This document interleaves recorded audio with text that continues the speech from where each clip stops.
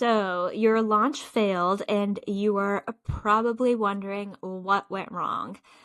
Everybody has been there, and probably more than once. I've also been there. I've had the conversion events where I show up on a Zoom call and nobody comes and I'm just sitting there.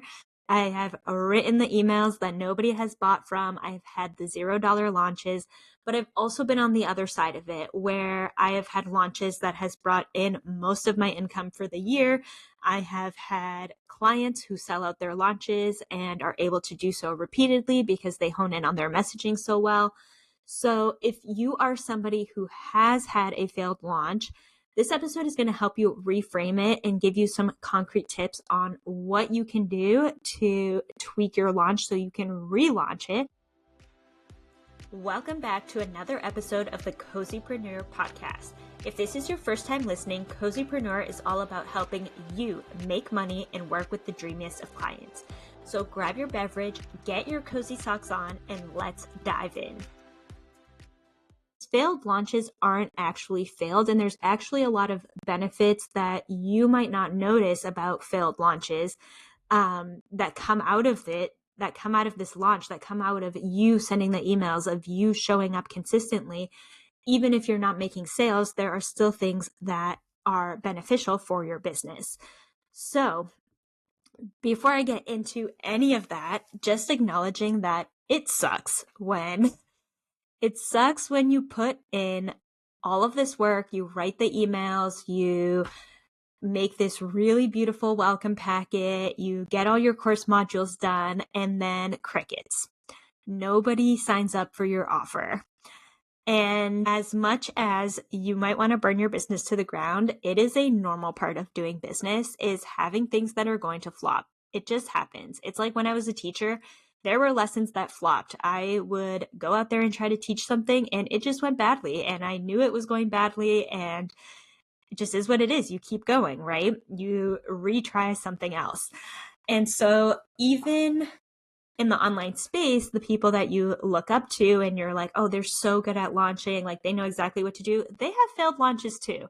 They have failed launches. They might not be saying, hey, this is a failed launch, right? You're not going to say that when you're marketing, but everybody has failed launches, maybe not all the time. And you learn from your failed launches and you make adjustments and you tweak and you go from there. But even six-figure business owners have failed launches, and it's okay to have a failed launch. So if you are new to launching, or you are really struggling with the mindset piece around launching, where you really feel like you're an imposter and maybe you shouldn't be selling this at all, the first thing is get some biz besties, because when you build those relationships, you start to get to know that you're not the only one out there that is struggling with what you're struggling with. And while people are not having conversations about their failed launches publicly, they are having them with their biz besties about how frustrated they are, about, am I even going to make enough money? People are having those conversations. And so when you build those relationships, you will feel better because you know that you're not doing anything wrong. Other people are still struggling with the same things that you're struggling with.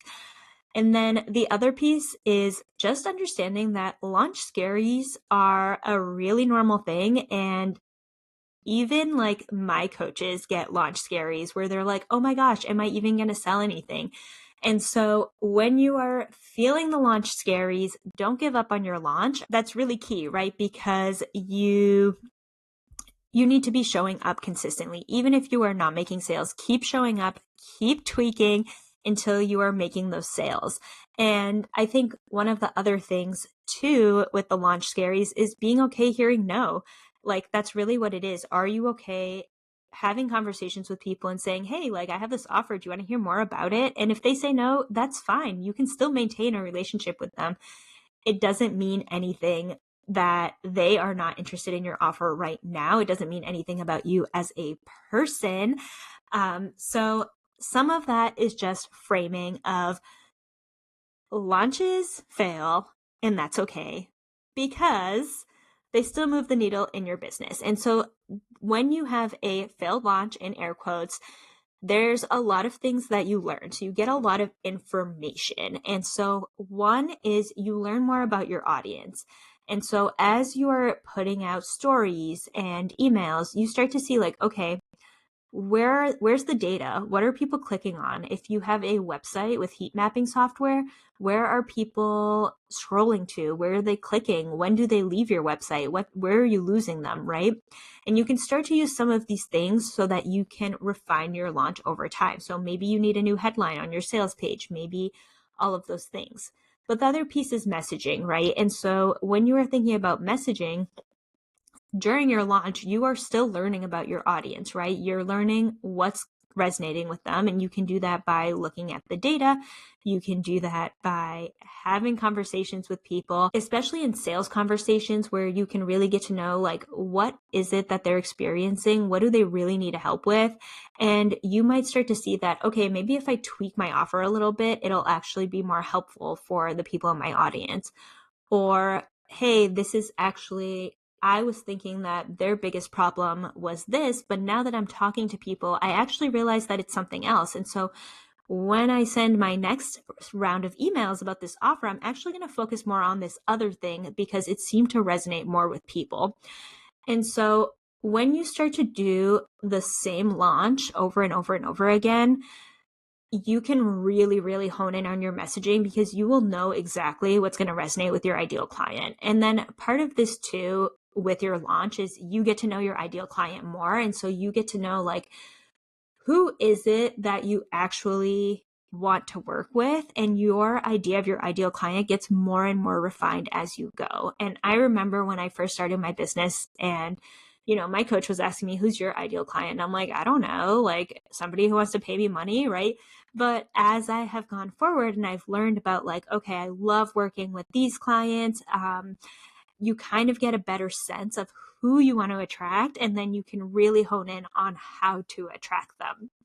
So the other piece, besides getting loads of information from your launch, is that you build a lot of brand and offer awareness. And this comes from you showing up consistently. So this comes from sending the emails. This comes from posting on social media. It comes from showing up on stories.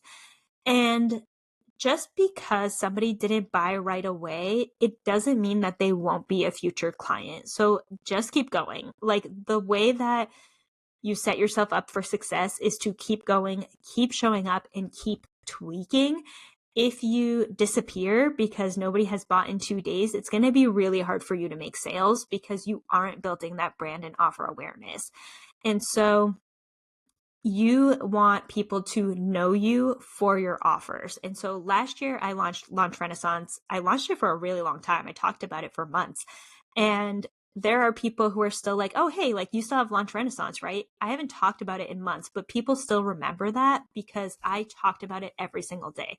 That happened to be a very successful launch last year, but it was successful because I kept showing up and because I spent a lot of time honing in on my messaging, really working on my content, and really, really, really getting to know who were the people that I wanted to work with.